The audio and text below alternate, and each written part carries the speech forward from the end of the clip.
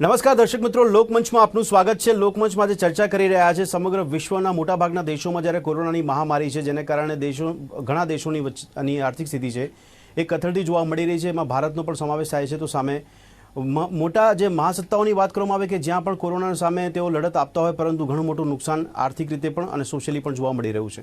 એવામાં આ મહામારી વચ્ચે ચર્ચા એટલા માટે કરી રહ્યા છે કે આજે વડાપ્રધાન નરેન્દ્ર મોદીનું યુએનમાં સંબોધનને લઈને ચર્ચા છે।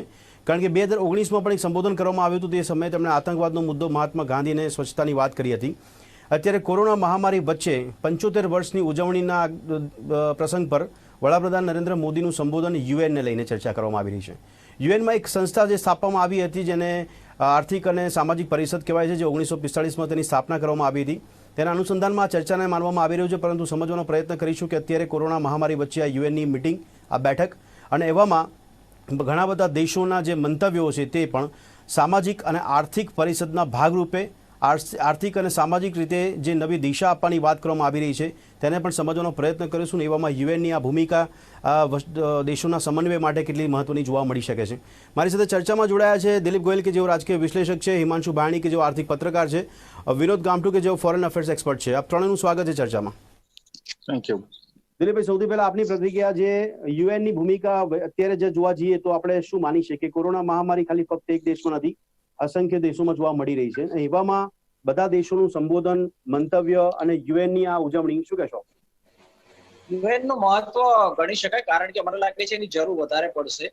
કોવિડ પછી જે આર્થિક સ્થિતિ ઉભી થવાની છે જગતભરમાં, એ સંજોગોમાં દરેક દેશ છે એ સંકુચિત બનવાનો છે। દરેક દેશ પોતાના માટે વિચારી રહ્યો છે। આપણે જે આત્મનિર્ભરની વાત કરીએ, આત્મનિર્ભર થવા માટે બધા દેશો પ્રયત્ન કરી રહ્યા છે। દરવાજા ખોલવાને બદલે બંધ કરવાની વૃત્તિ ઉભી થાય એવી પણ એક શક્યતા છે। સંજોગોમાં યુએન ની ભૂમિકા મહત્વની બને। એકચ્યુઅલી ડબ્લ્યુટીઓ ની ભૂમિકા વધારે મહત્વની બનશે, કારણ કે એના જે જૂના દોહરાઉન્ડ છે એનો પણ કોઈ ઉકેલ આવ્યો નથી। ત્યારે આગળ વેપારની બાબતમાં ડબ્લ્યુટીઓ શું કરશે? એટલે ટૂંકમાં વૈશ્વિક ધોરણે બધા દેશો ભેગા મળીને કોરોના પછી જે આર્થિક સંકટ આવવાનું છે વિશ્વમાં, એનો કેમ સામનો કરશે એ બહુ અગત્યનો થવાનો છે।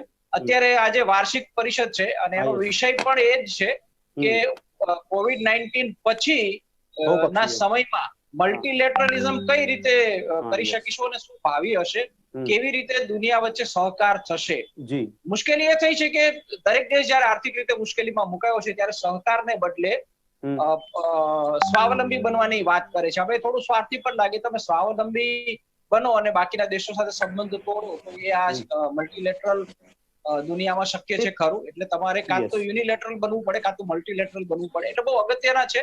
એટલે કોણ શું બોલે છે આપણે આજે થીમ જે અત્યારે છે કે કોવિડ-19 પછી જે બહુપક્ષીયતાની આપ જે વાત કરી રહ્યા છો આર્થિક પોઈન્ટ ઓફ વ્યૂથી, પણ એક સમન્વયની કેટલી જરૂર રહેશે? ફક્ત સંબોધન, ફક્ત મંતવ્ય, ફક્ત સલાહની વાત નથી, પણ જે તે દેશની વાસ્તવિકતા જાણીને અને પછી બીજા દેશો સાથેનો સમન્વય કરવો, આ કેટલો મોટો પડકાર હશે?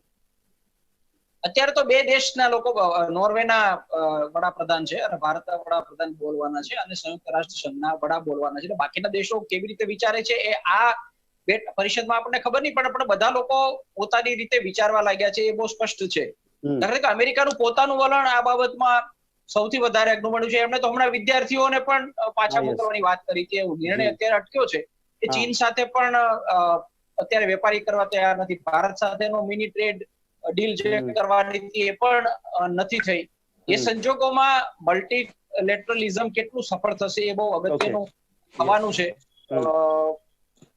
અને પણ મને એવું લાગે છે કે હજી જે આર્થિક ફટકો લાગવાનો હોય એ હજી મતલબ 1 જ 2 મહિના જોવું પડશે, કારણ કે લગભગ બધી જગ્યાએ લોકડાઉન કરીને ખોલી પણ નાખવામાં આવ્યું છે, પરંતુ બધી જગ્યાએ રાબેતા મુજબની સ્થિતિ આવી નથી। એટલે ક્યારે રાબેતા મુજબની સ્થિતિ, દુનિયાભરમાં આંકડા પણ વધી રહ્યા છે, એટલે ખોલી નાખ્યા પછી જે પરિસ્થિતિ ઉભી થઈ રહી છે એ સંજોગોમાં દેશો કઈ રીતે વિચારે છે પણ એનો થોડોક અંદાજ આ પરિષદમાં મળે એવું આપણે કહી શકીએ। વિનોદભાઈ, આમ તો કોરોનાની મહામારીની પરિપ્રેક્ષમાં આપણે ચર્ચા કરી રહ્યા છે, પણ જે આ થીમ છે કોવિડ-19 બાદની બહુપક્ષીયતાની વાત કરી છે, મારો મૂળ સવાલ એ છે કે અત્યારે જે દેશો સાથેની સ્થિતિ જે આર્થિક રીતે જોવા જઈએ છે એ બી કથળેલી જોવા મળી રહી છે, અને એવામાં બધા જ દેશો વચ્ચે પોતપોતાની રીતે પોતાની આર્થિક સ્થિતિ સુધારવાનો પ્રયત્ન કરશે।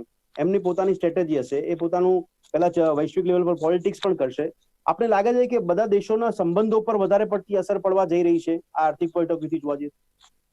ભદ્રેશભાઈ, આ યુએન એકોસોક છે, that is economic, social and environment છે. એટલે આમાં શું છે કે બિઝનેસની જે વાત ઓછી થતી હોય છે. જનરલી ઇકોનોમિકમાં શું છે કે તમારા કન્ટ્રીમાં તમે જે રીતે પોવર્ટી છે કે ગરીબી તમે કેટલા લોકોને ઉપર લઈ આવ્યા, સોશિયલમાં તમારે લોકોનું સ્ટેન્ડર્ડ ઓફ લિવિંગ કેવી રીતે જીવી રહ્યા છે તમારે ત્યાં, અને એમાં હેલ્થના ઇસ્યુ પણ આવે ને એન્વાયરમેન્ટ રિલેટેડ વાત થતી હોય છે.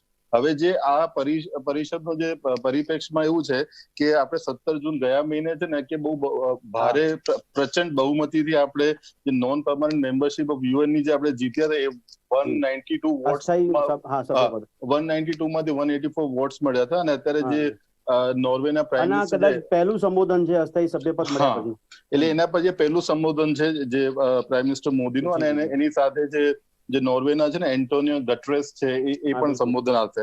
હવે મહત્વનો મુદ્દો મને અહીંયા જે લાગે છે કે જે ડિસ્કશન થશે કે કોરોના વાયરસ પછી જે ઓલમોસ્ટ તમે આખી વર્લ્ડ જીડીપી તમે જોશો ને એ હજુ તો સુધી એના આંકડા બરોબર નહીં આવેલ, કારણ કે હજુ સ્ટિમ્યુલસ છે ને આખા સિસ્ટમમાં સ્ટિમ્યુલસ ચાલી રહ્યું છે.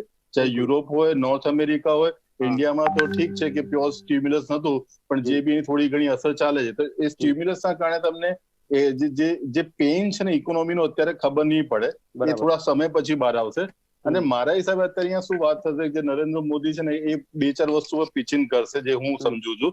એક તો એ પિચિન કરશે કે ઇન્ડિયા કેવી રીતે કે તમારે પીપી કિટમાં આગળ આવ્યું ને માસ્ક અમે આટલા લોકોને આપ્યા ને આટલા કન્ટ્રીઝને અમે આપ્યા, અને કોરોના વાયરસને અમે કંટ્રોલ કરવા માટે અમે જે કરીએ બધા પ્રયત્નોની વાત થશે.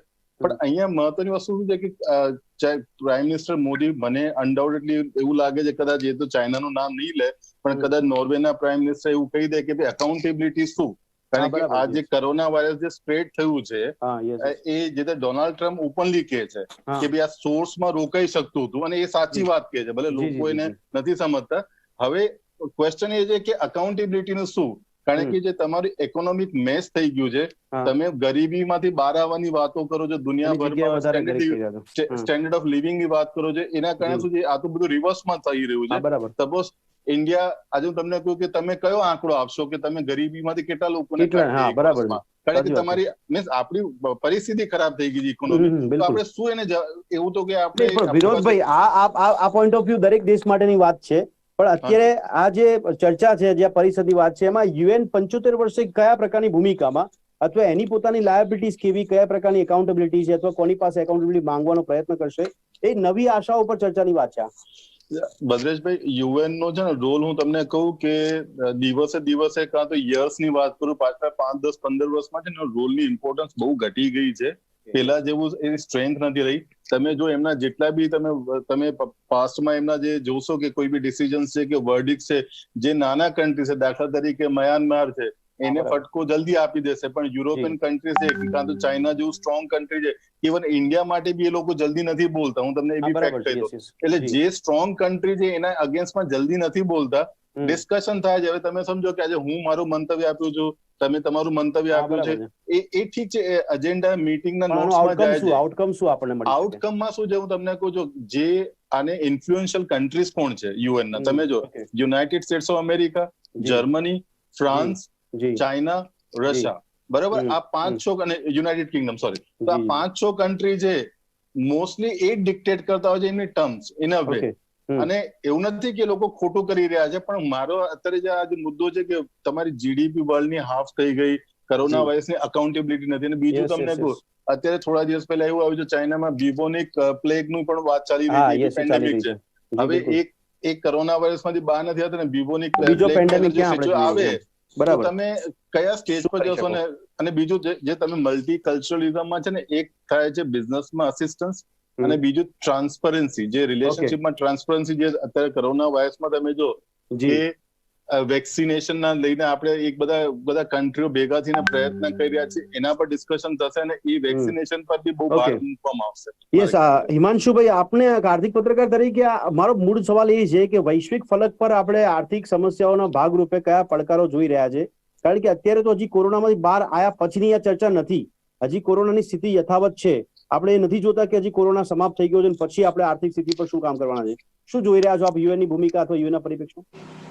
દિલીપભાઈ અને વિનોદભાઈ જે વાત કરી એ પરિપ્રેક્ષમાં હું કહીશ કે જે મુખ્ય જે મુદ્દાઓ હશે માનનીય વડાપ્રધાનના સ્પીચના એવું માનું છું. એક તો કોરોના ડેફિનેટલી હશે, એમાં ઇન્ડિયાએ કઈ રીતના પરફોર્મ કર્યું છે ને કદાચ જે યુએનએ જે રીતના યોગાને જે રીતના મહત્વ આપ્યું છે, એટલે એ બધા જે હેન્ડી જેને કહી શકાય ઉપચાર છે આપણા દેશી, એનો કદાચ ઉલ્લેખ કરશે. અને ચાઇના ડેફિનેટલી ડાયરેક્ટલી ઇનડાયરેક્ટલી મુદ્દો રહેશે. સોશિયો ઇકોનોમિક ઇવેન્ટ હોવાને કારણે આગામી દિવસોની બ્લુપ્રિન્ટ હવે કેવી રીતના રાખવી એ બહુ મહત્વનો વિષય હશે મારી દ્રષ્ટિએ. અને એમાં સોશિયો ઇકોનોમિક મુદ્દે હું એમ માનું છું કે જે વાત આવશે એન્વાયરમેન્ટ જે ક્લીન થયું છે, જે રીતના વાત આવી છે, એટલે ક્લાઇમેટ ચેન્જ એક મુદ્દો રહેશે.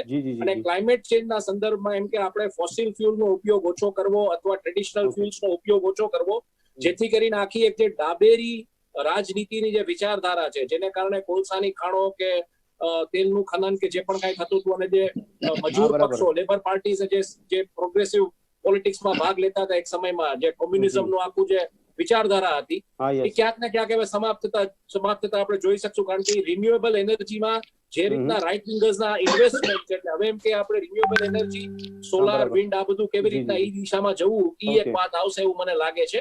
મુખ્ય મોટા મુદ્દાઓ આ હશે. અને આમાં મને એવું લાગે છે કે બધા નેતાઓ ભેગા થઈને એક, જે રીતના વિનોદભાઈ વાત કરી કે અત્યારે જે ફેઝમાં આપણે છીએ એ ફેઝ એવો છે કે આ ફેઝ જેને કહી શકાય એડ કે પેકેજીસ કે જે પણ કઈ જે સ્ટિમ્યુલસનો ફેઝ છે, એમાંથી ઇકોનોમી કેવી રીતના આગળ લઈ જવી, કઈ દિશામાં ક્યાં કરારો, WTO માં કઈ કઈ જોગવાઈઓ છે, એમાં શું શું ક્યાં કન્ટ્રીઝ કરી શકે એમ છે. બરાબર. આઈ થિંક આ બધી મોટા ભાગે ચર્ચાઓ રહેશે. પણ હિમાંશુભાઈ, WTO માં વિરોધાભાસ ઉભા થવાના સંભાવના અથવા તો એવા મુદ્દે હું આવું છું.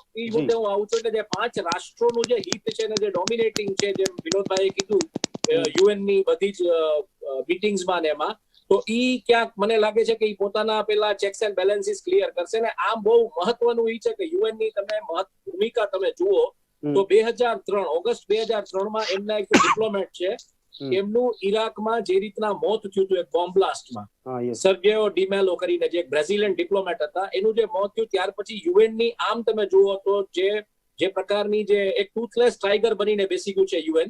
અને આ બધી જે 5-6 રાષ્ટ્રો જે છે એ ડોમિનેટ કરી રહ્યા છે. જે બગદાદમાં બોમ્બ બ્લાસ્ટ થયો હતો એમાં જે બ્રાઝિલિયન ડિપ્લોમેટ ગુજરી ગયા હતા, ત્યારબાદ અમેરિકાએ જે રીતના પોતાનું વર્ચસ્વ યુએન ઉપર જમાવ્યું છે અને જે રીતની પકડ જમાવી છે, એટલે આ બધા મુદ્દાઓ રહેશે. બરાબર છે. ચાઇનાના વિસ્તારવાદની સામે કેવી રીતના ચેલેન્જ, કેવી મોટી ચેલેન્જ ચાઇનાનો વિસ્તારવાદ છે, ચાઇનાની જે આખી ઇકોનોમિક ગેમ છે, ક્યાંક ચર્ચા એ લેવાશે એવું મને આશા છે. હિમાંશુભાઈ, એક જ મિનિટ, ઇકોનોમિક પ્લેટફોર્મ છે એટલે. જી હિમાંશુભાઈ, WTO પર પૂછ્યું પહેલા દિલીપભાઈ, જે હિમાંશુભાઈ કહી રહ્યા છે એ પ્રમાણે આપણે લાગે છે કે અમેરિકાનું વલણ એ પ્રકારનું જોવા મળે કે ચાઇના માટે જે કહેવાય છે, જે રીતની એને કહેવાય કે ષડયંત્ર ઉભું કર્યું છે, એના ભાગરૂપે અમેરિકાનો પ્રભાવ વધારે જો યુએન પર હોય તો ભારતને આનાથી, આ બેઠકથી કે આ પરિષદથી કે અથવા સંબોધન કરવાથી ભારત માટેનો કોઈ આપણને લાભદાયક કોઈ બાબત કે પરિબળ જોવા મળી રહ્યું છે આપણને, કે પછી વૈશ્વિક લેવલનું રાજકારણ ફક્ત?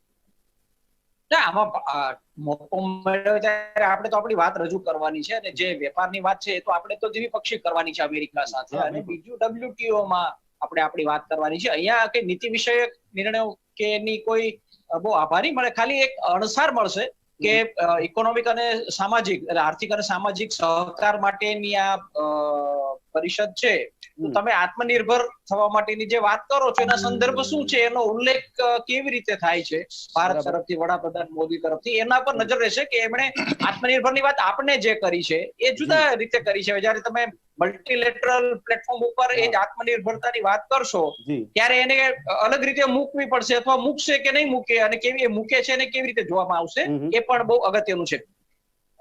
જે લડાઈ છે વેપારની, એ તો આપણે આ પ્લેટફોર્મ ની બહાર જ લડવાની છે, એટલે WTO માં અને પરસ્પર લડવાની છે, અમેરિકા સાથે અને બાકીના દેશો સાથે લડવાની છે.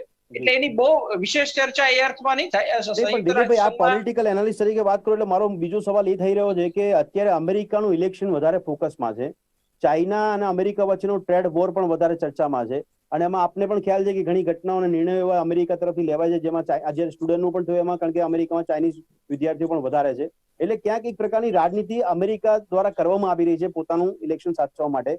તો એના પરિપ્રેક્ષની અંદર, તો એના પ્રભાવની અંદર બીજા દેશોના સમન્વય અથવા આપણે જે કીધું એ પ્રમાણે પડકાર કે બંને બાજુથી કઈ રીતે ટ્રીટી થાય, એ અસર નહીં કરે? ના, મને નથી લાગતું આ એના માટેનું કે બહુ પ્લેટફોર્મ નથી, એટલે એનાથી બહુ ફરક નહીં પડે. સંયુક્ત રાષ્ટ્ર સંઘમાં ભાષણો થાય એનો એક રેકોર્ડ રહેતો હોય છે ને એનો ઉલ્લેખ થતો હોય છે, એનાથી કઈ બહુ મોટો ફરક નહીં, પણ આ ભાષણથી કોઈ દેશને સંકેત અમેરિકા ના, જેમ એટલે સંકેત એટલે સંકેત મળી શકે. દાખલા તરીકે એટલે હું એ જ કહું છું, બે રીતે રીડ કરવાની કોશિશ થશે. એક તો આત્મનિર્ભર માટેની વાત ભારતમાં થઈ છે, તો એનો વૈશ્વિક પ્લેટફોર્મ ઉપર શું તો એ ભારત અને વડાપ્રધાન શું કહે છે એ જાણવાની કોશિશ થશે.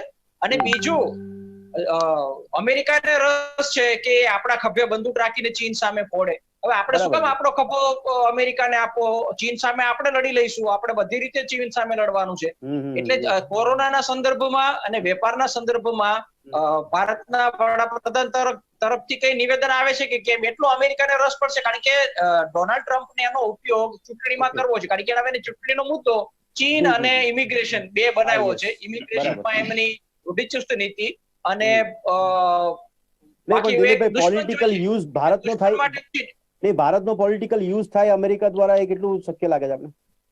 એટલે એવું કોઈ નિવેદન આવે તો થાય. ઓલરેડી બે કાર્યક્રમ તો થઈ છે કે હાઉ ડુ મોદી થયો અને અહીંયા નમસ્તે થયો, એની ચૂંટણી પ્રચાર માટે જ હતો. એટલે એ જ કહું છું, ચીનનો કોઈ એવું નિવેદન કરે તો ડોનાલ્ડ ટ્રમ્પ એનો ઉપયોગ કરવાની કોશિશ કરશે.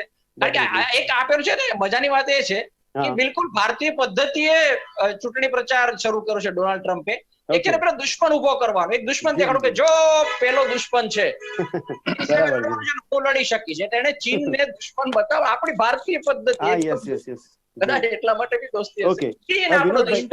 પણ ઇન્ટરેસ્ટિંગ મુદ્દો ઈ છે દિલીપભાઈ કે ચીનના અને રશિયાના બહુ મોટા પૈસા જે કઈ છે અમેરિકામાં, ડોનાલ્ડ ટ્રમ્પના એના જમાઈના રિયલ એસ્ટેટના પ્રોજેક્ટ્સમાં લાગેલા, એના ઉપર શું અસર આવશે એ જોવાનું રહેશે. ચોક્કસ. ઓકે, અચ્છા વિનોદભાઈ, આંતરરાષ્ટ્રીય સંબંધોના આધાર પર અત્યારે આ સ્થિતિમાં ભારત તો આત્મનિર્ભર કરવાની વાત કરી રહ્યું છે, પણ આ મીટિંગ હોય પછી આ લેવલની કે પછી યુએનમાં સંબોધનમાં ચલો કોઈ સંકેતની વાત હોય અથવા WTOની જે ચર્ચા દિલીપભાઈ અને હિમાંશુભાઈ કહી રહ્યા છે, વિનોદભાઈ આપણે કયા પ્રકારનું પરસેપ્શન ઉભું કરવાની જરૂર છે ભારત તરફથી, અને બીજું કોઈ આશા અપેક્ષા આપણે રાખવાની જરૂર છે ખરી ભારતને આ સ્થિતિમાં કોઈ પ્રકારની એવી મદદના ભાગરૂપે, આર્થિક હોય કે સામાજિક પરિપ્રેક્ષમાં હોય કે પછી પર્યાવરણના સંદર્ભમાં? શું કહેશો? ભદ્રેશભાઈ, આમાં શું છે કે આપણે યુરોપિયન કન્ટ્રીઝને નજીક લાવવાની આપણે કોશિશ કરવાની છે. જે આત્મનિર્ભરનો જે આપણો જે મુદ્દો છે એ આખું વર્લ્ડ પણ સમજે છે કે અમુક ટાઈમે કેવું છે પોલિટિક્સમાં, તમે બોલતા કયું પણ મિનિંગ બીજા બી નીકળતા હોય છે. મેનલી એ છે ને ચાઇનાને એ ટાર્ગેટ કરવામાં આવેલું છે, જે દુનિયા બી પોતે ઈચ્છે છે. એટલે કે મને નથી ફરક, એ લોકો મોટો મુદ્દો નથી બનવાનો, કારણ કે આપણને એવું લાગે છે કે બધા દુનિયા કે આખી દુનિયા આપણા પર નજર રાખીને બેઠી, આપણે શું બોલે છે એટલું બી બધું ઇમ્પોર્ટન્સ નથી હોતું, એટલે એનાથી કોઈ ફરક નહીં પડતો. આપણે શું જરૂર છે અત્યારે, જયારે આપણે ઇકોનોમિક સિચ્યુએશન એવી છે કે અત્યારે આપણે યુરોપિયન કન્ટ્રીઝને કેટલું આપણે નજીક લઈ આવી શકીએ છીએ. બિઝનેસ આ માધ્યમ થ્રુ તો ના થાય, પણ બિઝનેસમાં તમે કેટલું નજીક લાવી શક્યા છો અને આપણે એને શું ઓફર કરી શક્યા છે, આપણે એના પર ડિસ્કશન કરવાનું છે. જેમ દિલીપભાઈ કીધું પ્રમાણે કે તમે આત્મનિર્ભરની પરિભાષા કયા વૈશ્વિક ફલક પર કઈ રીતે મૂકશો? કારણ કે આત્મનિર્ભર માટે તમે અહીંયા કહો છો કે તમે અહીંયા સેલ્ફ પોતાનું ડેવલપમેન્ટ થાય એ રીતની તૈયારી રાખો, તો એ વાતાવરણ ભારતમાં જ ઉભું કરવાની વાત છે. ભદ્રેશભાઈ, રેસિપ્રોકલ એગ્રીમેન્ટ બધી જગ્યાએ ચાલતા હોય છે. ડોનાલ્ડ ટ્રમ્પે મેક અમેરિકા ગ્રેટ અમેરિકા કહેતું જ હોય છે, એ ખોટું નથી. દરેક કન્ટ્રી પોતાની ઇકોનોમીની પ્રોટેક્શનિઝમ, તમે સમજો યુનાઇટેડ કિંગડમમાં બ્રેક્સિટ કેમ થયું, પ્રોટેક્શનિઝમ છે ને એ કદાચ છે ને કાં તો સામે હોય કાં તો પાછળ તો હોય જ છે. એટલે કોઈ બી કન્ટ્રી એવું નથી કે સપોઝ મારે ત્યાં દાખલા તરીકે સોયાબીન નું ઉત્પાદન થતું હોય પુષ્કળ, તો હું બહારથી ઇમ્પોર્ટ નથી કરવાનું. એટલે દેટ ઇઝ ઓલ અન્ડરસ્ટુડ. એની એ કઈ મુદ્દાની વસ્તુ નથી. જે તો હું દિલીપભાઈની એક વાતથી ડિસએગ્રીમેન્ટમાં છું કે ડોનાલ્ડ ટ્રમ્પને ફોર એક્ઝામ્પલ એમને જેમ કીધું કે ચાઇના કન્ટ્રી ઉપર ના, ચાઇના પાછલા 30 વર્ષમાં ધીમે ધીમે અત્યારે 5-10 વર્ષમાં એટલું સ્ટ્રોંગ થઈ ગયું છે ને કે એ સ્પાઇંગ કરે છે. બધા યુરોપ થી લઈને ઇન્ડિયા આખી દુનિયામાં સ્પાઇંગ કરે છે. અને એવું નથી કે ડોનાલ્ડ ટ્રમ્પને લોકો જે રીતે માનતા એવું બી નથી. ડોનાલ્ડ ટ્રમ્પ બહુ હોશિયાર માણસ છે. તમે સમજો આજે પણ વિનોદભાઈ, મારો સવાલ દિલીપભાઈ એ જ હતો કે ભારતનો યુઝ ના થઈ જાય, WTO ની સંદર્ભની વાત હોય કે પછી અમેરિકાનું પોલિટિક્સ હોય. ભદ્રેશભાઈ, ભારતની યુઝની વાત જ ક્યાં થયા? આજે તમારે ગલવાનમાં શું છે કે ડોનાલ્ડ ટ્રમ્પે તો એને નથી કીધું શી જિનપિંગને કે તું ભાઈ તું ત્યાં કવર જઈને કર.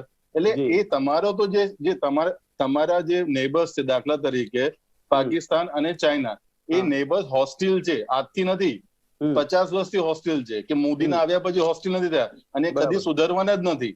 એટલે તમારે અને બીજું તમે કોઈ યુઝની વાત કરો છો, આજે હા. તમે આપણે કોઈ યુદ્ધની વાત નથી કરતો હું કે યુદ્ધ થવાનું જ નથી, પણ મિલિટરી સ્ટ્રેન્થમાં છે ને કે આપણે કે ચાઇના જેટલા આપણી પાસે એટલા વેપન્સ બી નથી, એટલે આપણને કોડ એટલે તમને ખબર હશે કે United states of America, Japan, Australia અને આપણે મળીને જે બધી ડ્રીલ્સ કરીએ છીએ એ બધું જરૂરી છે આપણને, કારણ કે આપણને વેપન્સ હજુ બી જે હાઈટેક વેપન્સ આપણે જે મોડર્નાઇઝેશન કરી રહ્યા છે તો આ બધા કન્ટ્રીની જરૂર પડશે. યસ, હિમાંશુભાઈ, આજે જયારે સંબોધનની વાત છે, પણ આપણે ખ્યાલ હશે ગઈકાલે 50 ઓફિસરો સાથે ઇકોનોમીને લઈને મોદીજીએ ચર્ચા કરી છે. એક તરફ રાજનાથસિંહ આજે ત્યાં સરહદ પર જોવા મળ્યા આપણને, અને એવામાં સંબોધન આને કઈ સાંકળી શકાય એવું લાગે છે આપને કે એ પ્રકારની તૈયારી સાથેનો આ અભ્યાસ કરીને આ બાબતને રજૂ કરવાની વાત હોય? ના, આ તો બધું રૂટીન હોય, જે કઈ હોય. ઇકોનોમી માટે શું છે, અત્યારે જે રીતના સ્ટેપ લેવા પડશે, જેમ કેમ રિવાઇવ કરવું અત્યારે ઇકોનોમીને, આ દિશામાં બધા પ્રયાસો થતા હોય જનરલી. આ બધી રૂટીન એક્સરસાઇઝ છે. રાજનાથસિંહ જે રીતના ત્યાં ગયા ને જે એમને સ્પીચ આપી કે એક પણ ઇંચ જમીન ગઈ નથી કે કઈ થયું નથી, નેગોશિએશન્સ ચાલુ છે, આપણા સિગ્નલ્સ ક્યાંક આપવાની વાત હોય, એને આને તમે સાંકળી ના શકો. જેમ તો પછી WTO પર સવાલ કરીએ આપણે. WTO માટેની જે આપણે તમે હમણાં શરૂઆતમાં કીધું હતું, તો સવાલ બી સાંભળી લો કે અત્યારે એક બાજુ આત્મનિર્ભરની વાત કરીએ, ચાઇનાની ઘણી આપણે એપ્લિકેશન બેન કરવાની વાત કરી, પણ એક ચાઇના સિવાય બીજી કન્ટ્રીઝ આપણે ના નથી પાડી રહ્યા, પણ એની સામે ચાઇના હોય કે બીજી કોઈ બી કન્ટ્રી, જેમાં ભારત પણ WTO માં સભ્ય છે, ચાઇના પણ છે, અમેરિકા છે, આવી અસંખ્ય કન્ટ્રીઝ છે, તો આ સભ્ય હોવા છતાં આ પ્રકારની જે કાર્યવાહી પોતાના દેશમાં કરી રહ્યા છે તો એનો પડઘો નહીં પડે વૈશ્વિક કળા પર WTO માં? પણ જે વિનોદભાઈએ કીધું કે ચાઇનાની બહુ મોટી સમસ્યા એ છે કે આખા વર્લ્ડમાં સ્પાઇંગ પ્રોજેક્ટ ચલાવી રહ્યું છે, એટલે તમારી આ જે એપ્લિકેશન્સ કે જે પણ કઈ છે, એપ્સ, બીજું ત્રીજું જે પણ કઈ તમારો ડેટા, પર્સનલ ડેટા સ્પાઇંગ થતું હોય છે આ બધી વસ્તુ, એટલે એ તો એના સંદર્ભમાં કોઈ પ્રોબ્લેમ હોય જ ન શકે, એ તો તમારે કાઢવું જ પડે. હુવેઈની સામેના જે અત્યારે કેસીસ, જે બધી સમસ્યાઓ ચાલી રહી છે અમેરિકામાં ને બધું, તમે જુઓ, સ્ટડી કરો તો તમને ખ્યાલ આવે. મહત્વની વાત એ છે કે આ એક એવું પ્લેટફોર્મ છે, આ બ્રેન સ્ટોર્મિંગ પ્લેટફોર્મ છે, એટલે આમાં બેઝિકલી ચર્ચાઓ થશે, આમાં જે પણ કઈ સ્પીચીસ છે એનો એક રેકોર્ડ રખાશે. એઝ આઈ સેડ, યુએન કોઈ ઓથોરિટી નથી. 2003 પછી યુએન આમ ઓલરેડી ડિફંક થઈ ગયું, પ્લેટફોર્મ છે. વાઇબ્રન્ટ ગુજરાતમાં કેમ બધા નેતાઓ આવીને ઓલું કે છે કે આટલા લાખ કરોડ ના એમઓયુ કર્યા, આટલું રોકાણ કર્યું, 16 લાખ કરોડ નું રોકાણ અત્યાર સુધીના એમઓયુ ગુજરાતમાં કરવાની વાત છે. 16 લાખ કરોડ નું રોકાણ ગુજરાતમાં થયું હોય તો 3 કરોડ નોકરીઓ જનરેટ થાય, કારણ કે માઇસ ઇન્ડસ્ટ્રી જેમાં આ વાઇબ્રન્ટ થાય છે, મીટિંગ્સ, ઇન્ટરેક્શન્સ કે કોન્ફરન્સીસ, એ માઇસ ઇન્ડસ્ટ્રીનું ટર્નઓવર 2017 નું 16 લાખ કરોડ છે ને 30 મિલિયન જોબ જનરેટ કરી છે, એટલે આ એવો મેળાવડો છે, ત્યાં જઈને લોકો વાતો કરશે. નહીં, તો હિમાંશુભાઈ સીધો સવાલ એ કે ભારત, એક મિનિટ હિમાંશુભાઈ, સવાલ છે ને વારે ઘડીએ કે ભારતનો ઉપયોગ થઈ જશે, ભારતમાં હવે ઉપયોગ કરવા જેવું રહ્યું શું છે, એ પેલા તમે તમારી જાતને પ્રશ્ન કરો. નહીં, પણ અમેરિકા પોલિટિકલ બેનિફિટ ઉઠાવે, કારણ કે નેબર સાથે આપણે બનતું નથી, ચાઇના સાથે આપણે અત્યારે નેબર સાથે બનતું નથી, પણ બેઝિકલી આપણે એક માર્કેટ છીએ, એટલે માર્કેટની બધાને જરૂર છે. ડેમોગ્રાફિક ડિવિડન્ડ્સની જે વાત કરે છે પ્રાઇમ મિનિસ્ટર ફ્રીક્વન્ટલી, અત્યારની પરિસ્થિતિ છે, ડેમોગ્રાફિક ડિવિડન્ડ્સમાં અત્યારે મોટામાં મોટો લોચો છે. ડિસ્પોઝેબલ ઇન્કમ ક્યાં છે લોકોના હાથમાં? આજે કોઈ માની લો વોશિંગ મશીન કંપનીના હિન્દુસ્તાનમાં આવવું હોય ફોરેનની, અને પોતાનું આખું એસ્ટાબ્લિશ કરવું હોય. હિમાંશુભાઈ, એક મિનિટ, હિમાંશુભાઈ આપ આર્થિક પત્રકાર, હિમાંશુભાઈ આપ આર્થિક પત્રકાર છો, તો સીધો ઇકોનોમીનો સવાલ એક કે અત્યારે કોરોનાની સ્થિતિ ખાલી ભારતમાં નથી, બીજા દેશોમાં પણ છે. એવા સમયમાં વૈશ્વિક ફલક પર ભારતની આશા અપેક્ષાઓ શું હોઈ શકે, અથવા તો ઇકોનોમીના પોઈન્ટ ઓફ વ્યૂથી ભારતે શું મેળવવાનું છે? એટલે ઈ જ વાત જે છે કે સોશિયો ઇકોનોમિક પ્લેટફોર્મ હોવાને કારણે એ બધું બ્રેન સ્ટોર્મ થશે કે ક્યાં ક્યાં પોસિબિલિટીઝ છે. WTO ના જે પણ કઈ કરારો છે એમાં સ્ટડી થઈને થશે, અને આ 5 નેશન્સ જે પોતાનું વર્ચસ્વ જમાવીને બેઠા છે, ઈ પોતાના ચેક્સ એન્ડ બેલેન્સીસ જોતે એને કઈ નુકસાન જાતો હશે તો ઈ નકારી કાઢશે, એને ફાયદો થાય એમ હશે તો ઈ હા પાડશે. એટલે અત્યારે કઈ પ્રિડિક્ટ કરવું કે આમ થઈ જશે કે ઓલું થઈ જશે કે ભારતનો ઉપયોગ થઈ જશે, સોરી.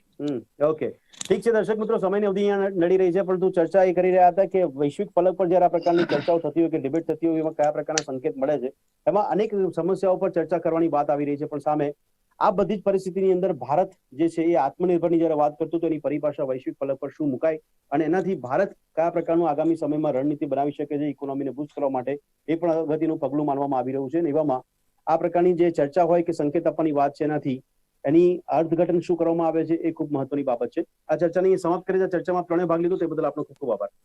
Thank you. દર્શક મિત્રો, લોકમંચમાં એક નવા વિષય સાથે ત્યાં સુધી રજા આપશો. નમસ્કાર.